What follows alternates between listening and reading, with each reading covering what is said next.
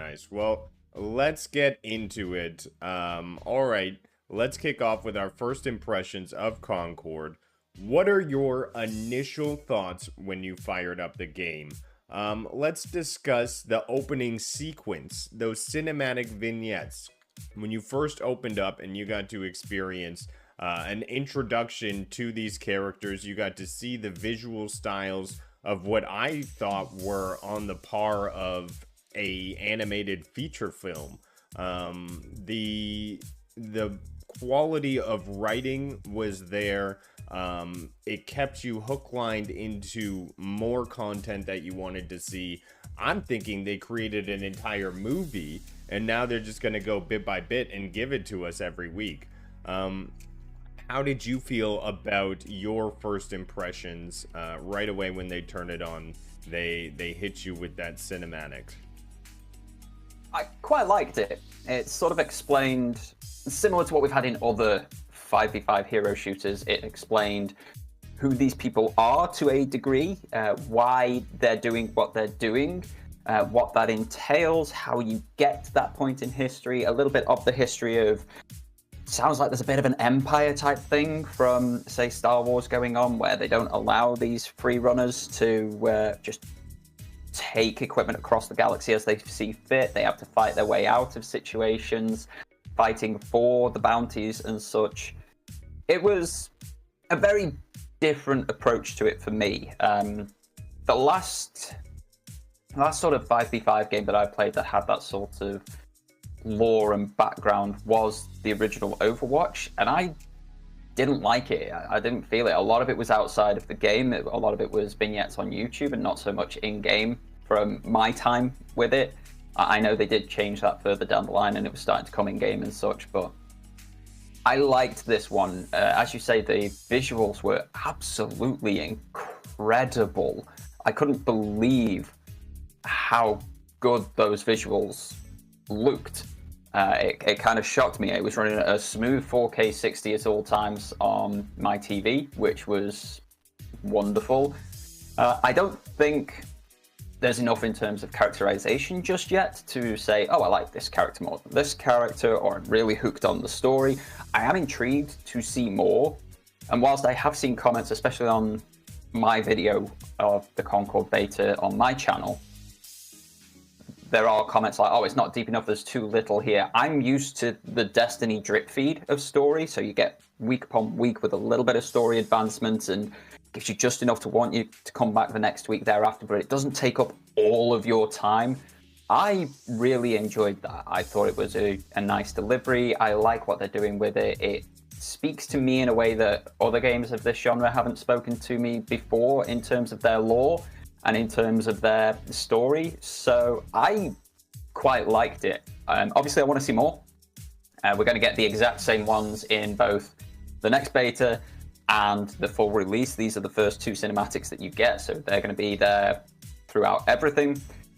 But yeah, I enjoyed them. There's nothing particularly groundbreaking or earth-shattering about them, but good, high-quality cinematics that set the scene quite nicely. Yeah, I enjoyed the relationship he seems to have with his ship. He calls it the captain. They seem to be fighting for something, some sort of cause, being a free runner. Of course, I didn't see my favorite character featured in this cinematic vignette, which is Roika, champion of the skies, rocket launcher, death from above. But I did pick Haymar a lot, and I thought she was a great feeling character modeled off of the motion of a warlock. So I look forward to actually seeing more of these, seeing how they intertwine with all the other heroes. One-off is an instant love for me. I mean, I wish I had like a little one-off toy, you know, who would clean my desk or something. That'd be hilarious. I think they did a great job in making some really great heroes to get behind. I just wish maybe I even had an animated series or some sort of kickoff launch, because I want to know more about these characters. And that's the point, right? You want to know more about them, and that's why you keep logging in and finding out what's happening. The ship itself looks very epic. The space, the setting, it looks very cool. I wish that we could see more of the other characters, but let's move on from the cinematic vignettes and talk about the gameplay mechanics. Concord has some interesting gameplay mechanics. What did you think about the controls and overall gameplay feel? I thought it was really intuitive, and that's important when coming into a new game, especially a game that is so PvP focused. You need to have intuitive controls. You can't come in and suddenly have shoot on square like we used to in Metal Gear Solid 2, for example. You have to come into that game and your shooting mechanics be the same as every other game. Your abilities be similar to other games. Your movement options be similar to other games. X being a jump is a prime example of that. Circle being some form of movement dodge type thing. I think the mechanics were really well put together. The gameplay was really well put together. Similar to, and this is probably going to be a thing I keep coming back to, there was nothing new in this beta. I didn't feel anything that hadn't been done before. I didn't feel anything that you couldn't experience elsewhere. You've already mentioned that feeling of the Destiny 2 Warlock with some of the jumps. I had Destiny 2 Hunter with some of the jumps that I came across, or Titan, like that rock falling off a cliff. I had that in some of them as well. I felt the time to kill it felt high at first, but as I got used to the gameplay, it felt a lot more balanced. It's very much, if you only play 2 or 3 games, I think you are going to have that feeling that the time to kill is quite high, that enemies maybe have too much health or that your firepower isn't quite enough. But as I progressed through the course of the beta weekend, as I got better, I often felt that I could overcome that health pool with linked up abilities and shots to make the time to kill a lot shorter. I thought the precision was incredible. This felt very akin to a Bungie type shooter. We know Bungie are one of the best on the market when it comes to actual shooting mechanics, and this felt very much like that, but unlike what Destiny 2 has done, where it's become so ability and build heavy, this game in Concord relies very heavily on guns. It's got that crispness that people are used to from the likes of Battlefield and Call of Duty. It's got the precision and the hit scanning that people are used to from the likes of Destiny. It felt great. It felt very comfortable. And just because it's stuff that has been done before, it was still done to a high standard, still done to a good quality. And that's important. You can do what other people have done before. We have new action movies every single year that don't exactly tell any fantastically new stories. We have new romantic comedies every year that do the same as many other romantic comedies that have come before, and so on and so forth. And it's exactly the same with video games. Just because this is a 5v5 shooter, just because it is doing things that other shooters have done before, it's still doing it to a high quality, and that came through in pretty much every moment of gameplay for me. I never had a glitch. I never had anything go awry. If I was dying, it was my own fault because I had misinterpreted an interaction, or I had just kept charging at the guy who was shooting my face off, that sort of thing. So yeah, I was very impressed with the mechanics. They were fluid, they were precise, they were familiar, and they were high quality. I love them. I don't, at this moment in time, have anything particularly negative to say about them. There's a couple of characters whose movement doesn't gel with me, but that's a me personally thing with those characters. It's not a mechanics in general issue, but that's why there's like 16 different characters initially to be able to choose from. So yeah, I'm impressed. Hands-on feelings are impressive so far from a mechanical perspective. I mean, Sony has a good eye for video games, and they have a good eye for when they see a good story that's going to draw people in. And they saw this game and they bought the studio outright. So I think there is something in here that lends itself to that pull-in factor. Now, what I will say is Overwatch boasts 100 million players over its lifetime. I would say that Sony is making a smart move by trying to invest into this space and take one of these genres, because it is just a genre, and place it in the Sony universe. They hold a lot of their own tournaments, and I think this game would lend itself to the PlayStation tournaments that they hold. And I think that's why they grabbed it. Although, I will say it is going to be tough with the price tag on top of it. I'm wondering if they will do a price tag for a shortened period of time, and that will be almost like a beta testing period, and then they'll introduce it into a free-to-play universe and reward all of those people who paid with customizations, characters, stuff like that. But I don't know. I'm just digressing. What I want to talk about is gameplay mechanics. It felt good to me jumping in the air and air dodging. I felt like the map was designed for the combat I was having. I never felt like I was lost from my team, and that was the main mechanic of the game that kept me interested and feeling good, was meeting up with your team and attacking and team shooting, because that is the way that you lower that time to kill on so many of these guys. If you're just going 1v1 out there off by yourself, you're going to find yourself in a world of pain because everyone else is playing team. So this is a gameplay mechanic baked into this PvP that is much different than a Finals, a Call of Duty, a X-Defiant that I've ever played before. So having this experience made me feel good. It made me do better. Find my team, get kills with them. All of a sudden, my assists, my kill streaks, everything was going up. I'm showing up top of the leaderboard. So having this type of different genre of PvP made me feel good, and I hope that it did that for others, enough so to keep the game going. It's a very interesting point you've raised, and again, I've already released a video about this on my own channel, but it feels like a niche. It feels like this game is not designed to cater to the Overwatch crowd. It's not designed to cater to the Paladins crowd. Those games are designed in very much the same manner, the same game modes, the same sort of characters, the same sort of abilities. You can literally take one and overlay them on the other and they feel near identical. My thing with Concord was it didn't feel like that. It didn't feel like Overwatch. It didn't feel like Paladins. It didn't feel like a 5v5 shooter that I've played before. And for me, that's an amazing thing, because most of these 5v5 hero shooter type games are not games that I enjoy. But I was able to walk into encounters doing that 1 versus 4 and compete.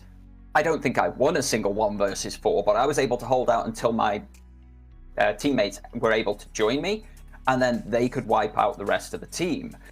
Or I was able to hold down the point that you had to capture in the middle of the map until the team could join me, and we could then capture it to score a round point. The teamwork isn't as heavy as it is in the likes of Overwatch or Paladins or even Marvel Rivals. That there isn't this is your one role, this is what you must do. There's a lot more fluidity in what these characters can do. Everybody can fight, everybody can run away, they've all got a good amount of movement. Even your tank characters, whilst they are incredibly slow, they're so strong and so tanky in terms of their HP, like health point pool, that they can get away to a heal point on their own without needing the assistance of teammates. But if you've got your teammates, as you say, you then go searching them out because it makes your gameplay better. It makes their gameplay better and gives you a better chance of winning. And I feel that is an underappreciated niche within the 5v5 area, that the more accessible, non-competitive player. Like, not all of us want to be on top of the world. Not all of us want to be sweating in every single match like you do in Overwatch, like you do in Paladins, because that's what they were designed for, and those are the hardcore crowd that have stayed there. This feels very much more like dip in, dip out friendly, where you can come back after 3 months and still play the game and have a good time and compete. I like that personally. That's more akin to how I play quite a few PvP games, and it feels purposely designed to be that more level of accessible, where it's not meant to be like the others. It's meant to be different, and it's meant to fill a niche that isn't currently filled by the other 5v5 hero shooters on the market. And I would say we see games like Siege where that is not designed for a team deathmatch. It's designed for tactical gameplay. We see games like Halo where, yes, it does have other modes, but really it feels like the game was designed for a team deathmatch. In Concord, we see that they experimented with different game styles. We only got access to, I believe, 3 or 4. And at this time, I will say they are very much alike any other game modes you would see in any of these 5v5s, but the game didn't feel like it was designed for one or the other. It felt like the area, the characters, the gameplay mechanics were suitable for each type of gameplay. So that aspect, I will say, it lent itself it had great design to be able to be that adaptable, to feel good as a team deathmatch, but to also feel that tactical push when you're playing rivals and you're having to stick with your team and reduce your deaths and still get those objectives done. So I feel like they threaded a fine line where it doesn't quite have one genre it fits into. And I think that is maybe one of the winning factors for this game. Distinctly possible, yeah. But like you say, it's not a one-size-fits-all. It's not a competitive 5v5. It's not just team deathmatch. It's not just kill confirmed, capture the flag. They all work, but you can change and play other modes, and it feels completely natural as well. Like you say, throwing capture the flag in Halo felt weird. It wasn't as natural as, say, capture the flag in Titanfall 2 was, or Big Team Battles was just chaos, pure chaos, which is basically mayhem in Destiny.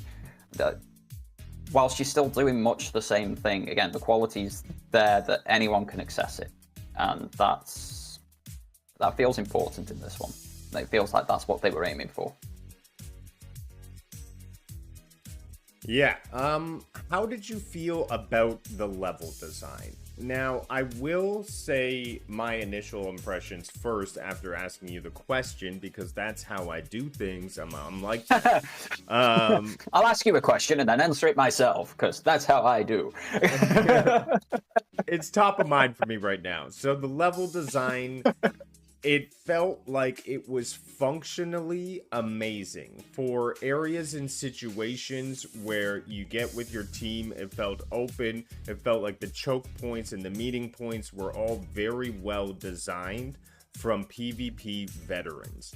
What I didn't like about it was the fact that there is, I don't know, this blandness to it, this uninspiredness to it. There's one level where there's bricks, it looks like a castle, and then you go inside and there's this giant dome in the middle and it's this weird crazy egg. That was an interesting level because it had a bit of a flair, a bit of a personality. The level that's displayed right now on screen. But some of these other levels, like the desert skin or the factory skin, it just felt like I've seen this before. It was very plain. It didn't bring that Sony heavy-hitting feeling. What I think could have done to improve the level's visuals was have some epic things happening in the sky above. Because right now they just have this cloud skin. I don't know, I just feel like things could have happened on the level. Map parts could have changed throughout. I just think more needs to be put into it. I think functionally, like I said, very well designed, and you can tell by it's done by veterans because each encounter situation feels good. It doesn't feel like one point's better than the other. The choke points are designed so teams come up and they battle and they have places to block, hide, and use maneuvers and character abilities to their advantage. But I'll go to you to say your impressions of the level design. I rather enjoyed the level design. For me, when it comes to a PvP experience, that person versus person, it's about how they work. aesthetically, they can have a big thing, but there's certain levels in other games in their PvP aspects that I really adore, and it's got nothing to do with the aesthetics. It's because of the gameplay that you can have in those levels. I thought the castle level that you mentioned was absolutely great. It was a perfectly designed 3-lane system. It had a big open battlefield in the middle with multiple different choke points coming out of it. I thought it was really well designed. Like you said, you can feel there's veterans' hands on this, and they have their design philosophy. They know what works. They know how to make something incredibly complementary to the gameplay experience, and I felt every single level that I played did do this. I didn't notice much else. I played I can't remember the exact name of the mode, but it's the capture the flag mode on that factory map that you mentioned. And I didn't see much of it because I could just go in, capture the flag, go place it down, and then we held that point where I'd placed the thing until we annihilated the enemy. And we did that 4 times in a row. I think we won the whole thing in about a minute. It was really, really quick. That was the only time I played the factory map, and all I noticed about it was green. The castle map, I noticed it was nighttime, it was dark, so everything had this more blue purpley hue to it. The desert map, as you say, was first one I was on, and it was just bright with this sort of Egyptian aesthetic to it.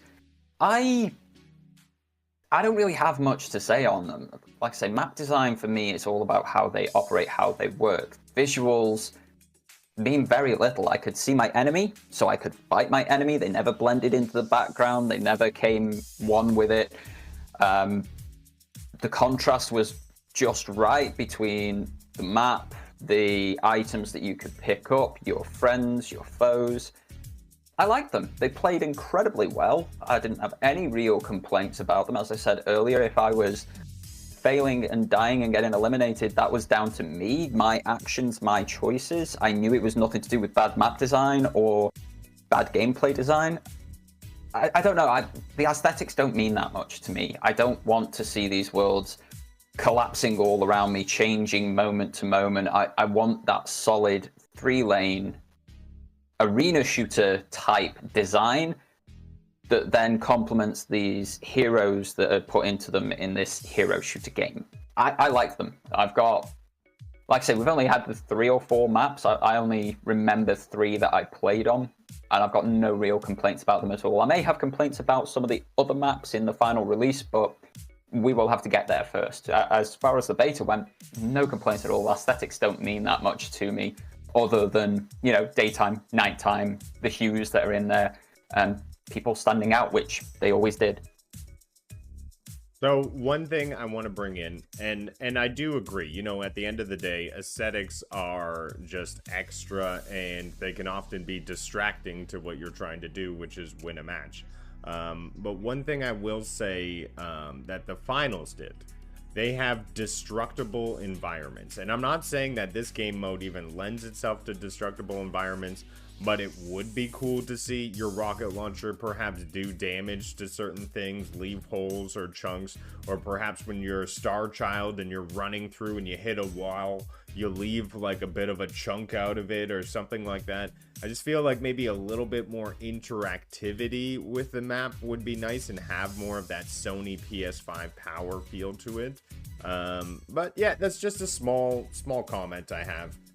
Just more interactivity with the maps. Otherwise, like I said, functionally, I think these are some of the best PvP maps I've ever played in, and where you know the map within 1 or 2 rounds. And then in those 1 or 2 rounds, you're instantly able to meet up with your team, find good choke points, and get kills together. So I will say that it's a... what's the best way to describe it? I wrote it down here. It's easy to learn, but tough to master. And I think that is a balance that this game brings to it, even with the character design, which is what I want to talk next about. How did you feel that they nailed the heroes of the hero shooter? Which one was your favorite to go to, and maybe a negative you saw with the characters? I think I'll probably start with the negative. which is weird because it is a positive as well. Like, it's dead easy to see all of these characters against the backgrounds. You're never looking around, they're not blending in, they're not camouflaged because they're the same color as the arena that you're fighting in. A lot of care has been taken in that design aspect. But when it comes to actually fighting against these guys, I'm on a 55-inch 4K television, and I cannot tell you until I see their own abilities and gun which hero I'm actually fighting. I see the red outline, I start shooting, and I don't know which hero I'm shooting at. That is probably my biggest challenge with the heroes in this hero shooter.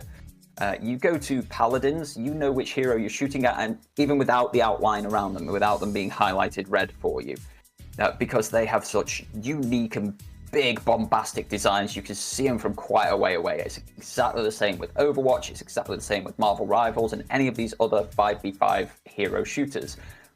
The design is so out there and big that you're going to notice it a long way away. The problem I faced with Concord was that the character models, when you're in the customization screens, when you're in your team building screens, they're fantastic. They are drop-dead gorgeous, absolutely beautiful, so much attention to detail.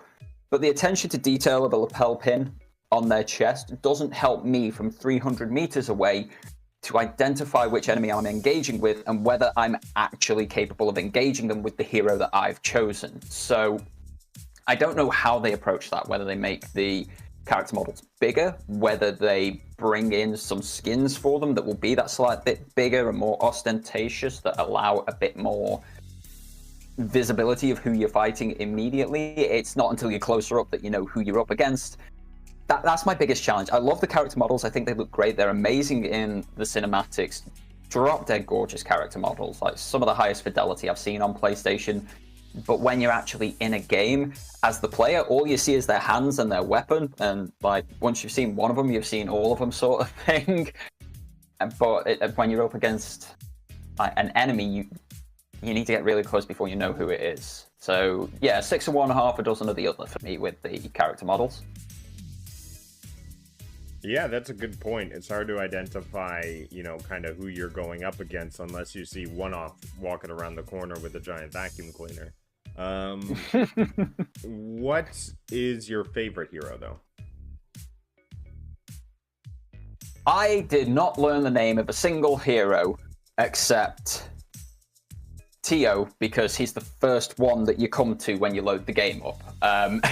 Tio's good. Tio's a great character. He's like your sort of Soldier 76 type character, where if you're used to other sorts of shooters, he feels like a glove. He just goes onto your hand and you can perform and play well. I had a great time with him. The Mushroom Lady, love the Mushroom Lady. Just fire these things off into the air and forget about them, and you get a kill like 20 minutes later or something. Great character, fun character.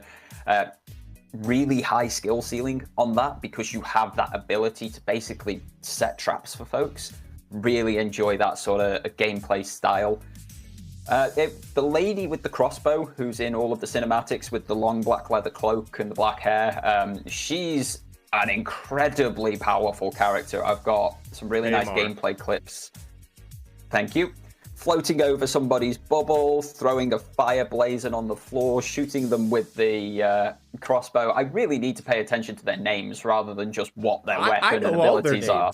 Oh my god, I don't know. Wibble, don't listen to Doragon. Apparently, he's forgot the names and I know the names. It's Bizarro World. No. I did not forget the names. I never bothered looking at the names. This is a me issue. I didn't care to look at the names. I cared about what they could do on the battlefield for me. The only one that I know is Tio, because he's first on the list and I was very confused in the first game. That was it. It's nothing to do with the names of these characters or how memorable they are. It's just I didn't bother looking. Well, my favorite, hands down, Roika, aerial combat, heat-seeking rocket launcher, and every time I'd get a kill streak, she'd yell out, Roika, Roika, Roika, and cheer her own name, and I'd be like, yeah, that's my jam. Absolutely devastating. I must admit, yeah. I liked her too because she just sat in the air stationary, dead easy to kill. Oh, no. See, you got to pull the dodges out. You have the air dodges. And by the time you see Roika, you should be dead. If you're playing well with her. Because when you're in the air, your lock-on rocket launcher is able to lock on that much faster. So I will say my go-to combo was Veil. I would start off with her because she's the sniper, and her perk would be no fall-off damage through long distance. And also getting snipe shots felt incredibly satisfying in that game. Loved the dodge, loved having a pistol and a sniper rifle. The trip mines, interesting thing, the trip mines last and persist throughout rounds. So you drop a trip mine, it's there the next round, and so you get a kill right off the bat, and you didn't even do anything. So I will say deployables. Yeah.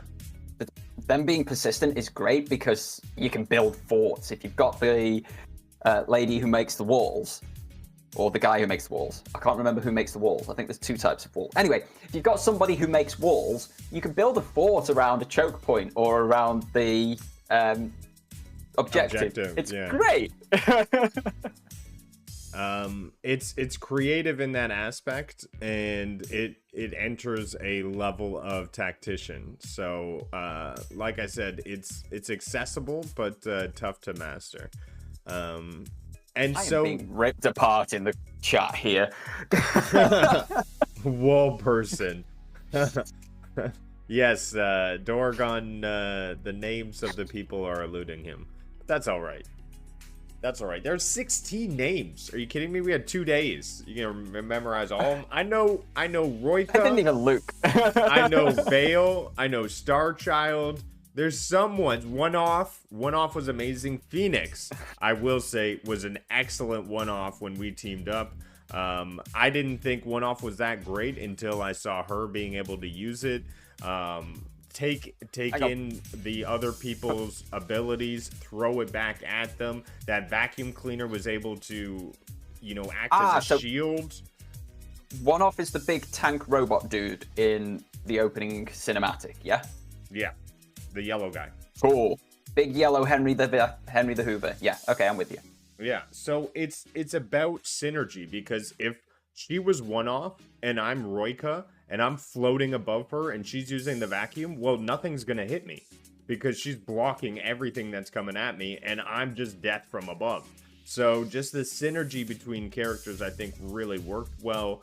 I think there's a lot to be built here in terms of coordination, combinations, creating that perfect team. And it feels good just going in solo and trying to help people and fit into the team however you see fit. My entire playtime was solo. I didn't actually team up with any friends in this particular beta. And I really enjoyed it. That is a huge positive thing for this game. Like so many other hero shooters you go into, and if you're not picking exactly what the 2-piece or the 3-piece want you to pick, it is toxicity central. The fact that I could mix and match, switch and change, and put out whatever character I wanted to put out and whatever name I made up for them, as chat are quite happily telling me that I have made all these different names up for these characters, like Wall Person and Hellboy Dude and such. I liked that. But as you say, there's still synergy with characters as well. I was running around with Crossbow Lady at one point, who you will tell me that her name again at some point. Haymar. So I was running around as Haymar, and I was with Scaly Dude from the cinematic. Lennox? No, Lennox, that's him. The 2 of us together, we were just wiping everybody. I would flame wall. They would put 2 shots into them, I'd put 1 shot, and they'd finish it up with a melee. Beautiful. Absolutely superb. And then we had the Cowboy Dude come in who could just heal us on command. It was great. We had such a cool thing going, us 3, and we never spoke to each other before, haven't spoken to each other since. I like that solo experience. And the fact that this is completely accessible to solo players, at least as it stands in the beta, I really like. I think that's a great thing. What I will say is they need more an emphasis on game chat. I wish automatically that was just turned on. You could hear your teammates. If you didn't want to hear them, there's an easy mute or something. But I think more communication needs to be brought into the gaming universe. You come into these PvP shooters today in this generation, and everything is silent. You jump into a Destiny 2 world, and it's silent. What happened to the massive online community of talking to people? And I think we've missed out on that a little bit, and I wish that this was just a bring back to that, because I found I went on game chat, nobody else was there, but I'm trying to rally people. I'm trying to say, let's stick as a team, guys. Come on, let's get this choke point. Let's go. And Ray would be on my team, and he'd be like, you know, Rudiggz, that actually helped. It brought us together. It got us together, and it Ray made me would feel not good say when we such win. a thing. He did, and Ray we would won not together say with Phoenix. Yes, he did. I quote, Ray the Seriously doubt gaming that. cyborg. Ray would never praise you, especially not when you're sounding like a 12-year-old trying to rally the troops. Well, I enjoy that. I enjoy that, and I think they need to bring that back more forefront. Also, another thing, I see toxicity mentioned in chat. You know, games eventually get toxic. One toxic behavior I saw in the beta, which is something they really need to flesh out, is people leaving matches after they started losing one round. This needs to be more of a penalty. Right now, there's no penalty system in place. I really think that this is a feature that is missing and should be put to the forefront. I'm sure they're looking at it now, because nothing feels worse than starting a match, getting down on your first round, and then losing 2 players, and then it's 5v3. And so at that point, you're kind of out of luck. So I really feel like they need to fix that, maybe bring people in. I don't know. There's a twofold solution to that. One is, as you said, there needs to be penalties to the people leaving, because if there's no penalty, people are just going to leave if they're not going to win, and then they'll just jump into a new game. But the problem is it's then not backfilled, so you don't have anybody coming into your game in progress. And I was winning one game, and I lost 2 players. We were like 20 to 8 kills up. We needed 10 more kills to win. And we lost because we were suddenly at a massive numbers disadvantage, and those places were never backfilled. So there needs to be some backfilling in position, and if there are penalties when you are doing a backfill, those penalties should be removed, because you could come into a losing situation, but you can still finish the match and not be penalised or what have you. But yeah, to touch on your whole voice chat thing, not a chance in hell. The world is a horrible, toxic place. Gamers especially. I'm turning it everybody. Around. Not everyone is toxic. There are good people out there. Look at my co-host here. Obviously toxic. No, it is a problem. I go into so many games and it's just... Voice chat's vile. Voice chat's horrible. There's a lot of stuff I don't want to hear. Like, Titanfall 2 was one of the big examples for me. That was voice chat on whilst you were in the waiting lobby, whilst you were waiting to actually start a game. The stuff I heard people shouting at their partners, at their mothers, at their children, it's just like, no thanks. I don't want to hear any of this. I don't want to be a party to any of this. And these people should not be broadcasting this to the world. It should definitely be an opt-in situation. And then if people don't want to opt in, if we're all for muting the ever-loving crap out of everybody, we should be allowed to mute the ever-loving crap out of everybody. We're on 2 different sides of this coin. We're on 2 different sides of this coin. We need to talk. We need to be more open arms. Maybe we need to reach out to these people who are saying these crazy things and say, hey, what's going on? Everything all right? You know, reach a lending hand. Maybe they just need a friend to play Concord with. And that's my that's my talk on game chat. Should be back open. It used to be open. They closed it when people got scared of talking to each other, and I think there's something lost in that element. I'm just saying, chat are on my side with this one. Mute everybody. Mute everything is a life-changing experience. That's wrong with the world. They just put in their headphones and they're like, I'm a mute everything. And then they just walk through life. What are we doing right now? We're talking to people. And we're talking at them. At them, not to them. I am challenging toxicity because there are good people out there and there are good experiences to be had by having game chat on. I think, you know, some of my experiences with Rainbow Six, I'm gonna forget it. It was the one with Terrorist Hunt. It was like Rainbow Six back in the day, like that Las Vegas type of thread, Tom Clancy. But I would chat. There were two Rainbow Six Vegases. Yeah. And I played Vegas too. So I think talking to people, running that coordination, I made friends back in the day.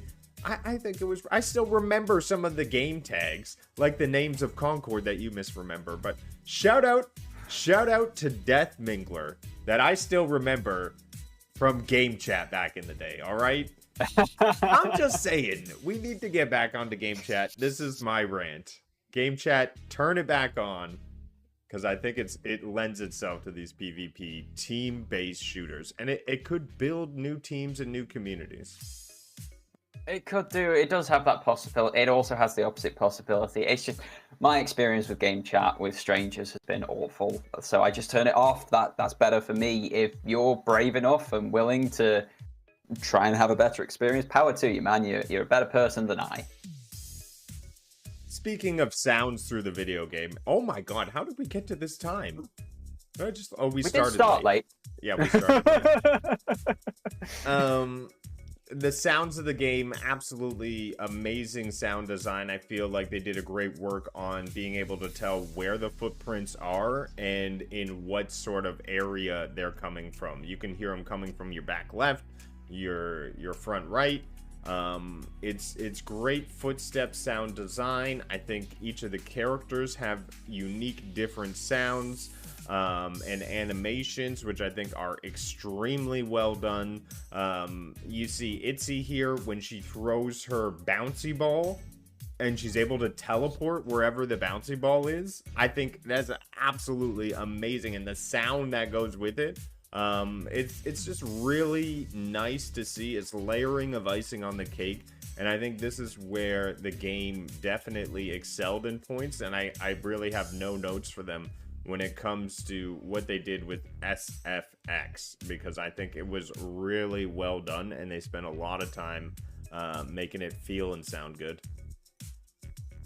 I do think there is work to be done with the sound effects because I'd never played on headphones, and there were sound effects I didn't even know were in this game until I was editing my video, because they're just imperceptible when you're on television speakers or surround sound. Unless you're on headphones, half of this game you don't hear it. So there needs to be a bit of a change in the audio balancing. They need to make a TV speaker setting, because so many people are just going to play it on their TV speakers. They're not going to hear someone coming from behind them because it's not been designed for the TV speaker to give them that information. It's great that it works so well on headphones, but basically any game is easy to do that with on headphones. I can play Destiny 2 and know where people are coming from my TV speakers. I can play Call of Duty and know where people are coming from on my TV speakers. I can do the same with Battlefield and a bunch of other of these PvP type titles. Concord needs to do better on the more open sound options, because, like I say, there was half the game that I didn't know had sounds until I was editing it on headphones. So yeah, there needs to be a rebalancing for TV speakers, surround sound systems, and so on. I hear what you're saying. I played it with the in-zone earbuds, so with noise cancellation, so I felt like I was literally in the world. So two different experiences. I don't know what it is to play on TV speakers anymore, so I'm not in touch with that. But you're right.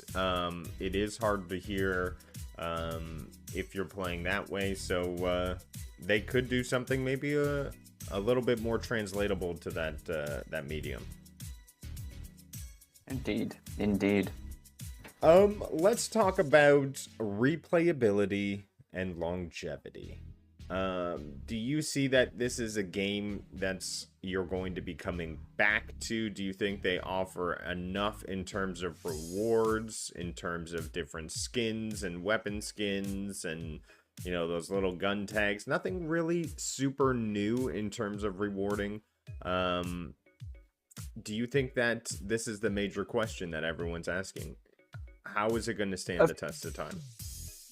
Of course, it's the question people are asking. People are already selling this game up the river without having put a single finger upon it. Like, we've had it in chat today, people calling it dead and useless. And they haven't even played the damn thing, so they haven't got an idea about it at all. But for me, there is a huge amount of fun in this title. And when something is fun, it doesn't matter how much content there is, people will keep coming back. Look at the original Pokemon games. People still play those today because they are fun. You can put self-imposed challenges in those games and still get even more fun out of them. You can muck them about with mods and what have you to make them even more fun yet again. The game's fun. I enjoyed every single game that I played, even those that I lost, especially those that I won. And I didn't care about the unlocks at all. I didn't care about the aesthetics, these changes in costumes, or these little gun tags and such, as you say. None of that mattered because the game was fun. The game's fun, I'm going to come back and play the game, and that is going to be the big thing for everybody who puts their hands on it. If there's a nice variety of content in said game, that will also keep people coming back to it, and that will give it even more longevity. I personally am quite a narrative-driven gamer, and I hope that the narrative that they have for this title, the lore that they will be putting out in these little vignettes, weekly, monthly, however often they're doing them, I hope that's enough to keep me coming back to find out what's coming next. Like I said at the top of the show, I really enjoy that drip feed of story that we've had from Destiny in the past few years, and I would love to see a similar level of quality and consistency within Concord. But it's going to be different for every single person. Every single game doesn't need to appeal to every single person. And just because it appeals to somebody for this month doesn't mean it needs to and will appeal to them next month. If it has a dedicated fan base, that's great. If it's a flash in the pan and it does millions now and disappears in 3 months, that's great. It really doesn't matter. But if it's fun, and if there's a good amount of variety, quality variety within the game, it'll be absolutely fine. I hope so. I'm really feeling like with the populations of, say, Overwatch being 100 million, how hard is it going to be to siphon off, 1 to 5 to 10% of that population to perhaps play something where they've taken a step up in graphics, they've taken a new direction. Overwatch, I believe, is in season 11 or 12. People are looking for the next thing to jump onto. And people want to be the best at something that's going to have longevity. And when something is backed by Sony, you can almost guarantee that it's going to be held within their tournament, so it could be a big draw to get people in.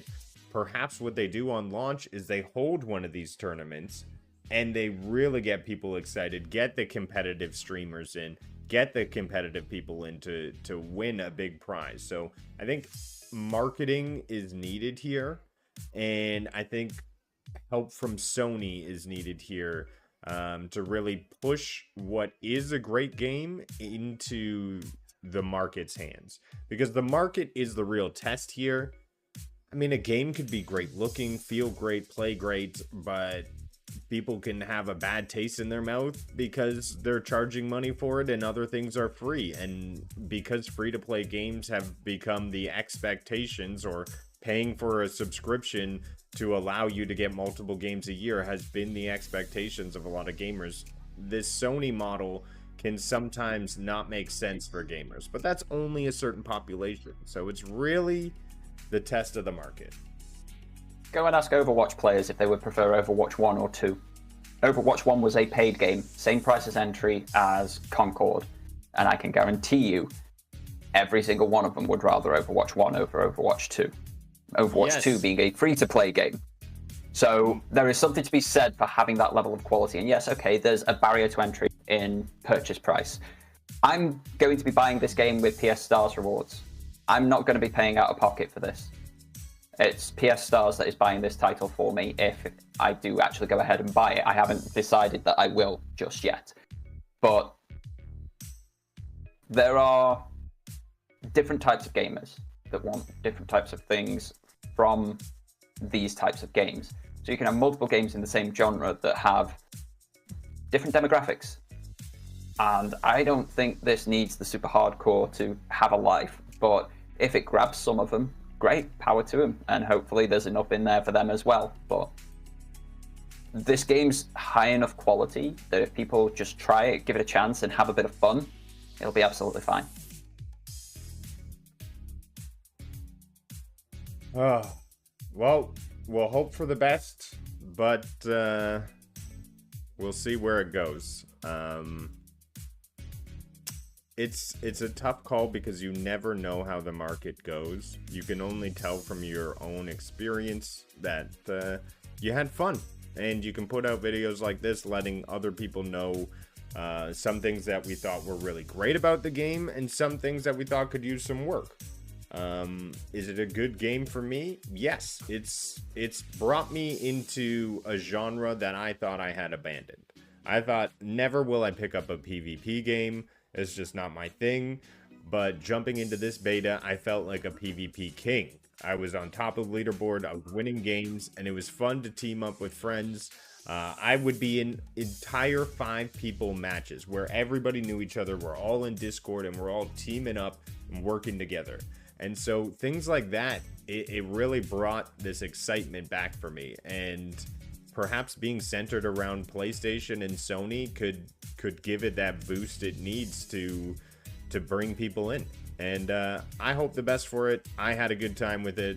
And like I said, it's accessible but tough to master. And for that, I'm going to give it my score, which will be 7.5 is hitting me in the head. So I'm going to go with 7.5. As anybody who watches my content knows, I do not give scores. I give you a roundup of how I feel about it. The game is damn fun. I loved every second of my time with it. I am looking forward to this weekend's second beta. And that says all I need to say about the game. It's fun and I want to play it. I don't like many other 5v5 shooters. Overwatch is horrific. Hate that title with vehement passion. Paladins is fun if I'm playing with friends, but only if I'm playing with friends. This one I can enter into solo and still have a good time. I like Concord. Concord has won me over in this first beta, and I pray it continues to in the second beta, but it's an open beta this weekend. So get your butts into that second beta. It's open as long as you're on PC or PlayStation. Try it for yourself. Get hands-on and ignore the haters. The haters are hating before they've gone hands-on with it. Actually try the damn thing out and then make your own mind up. Absolutely. So that'll close it out for our review on Concord.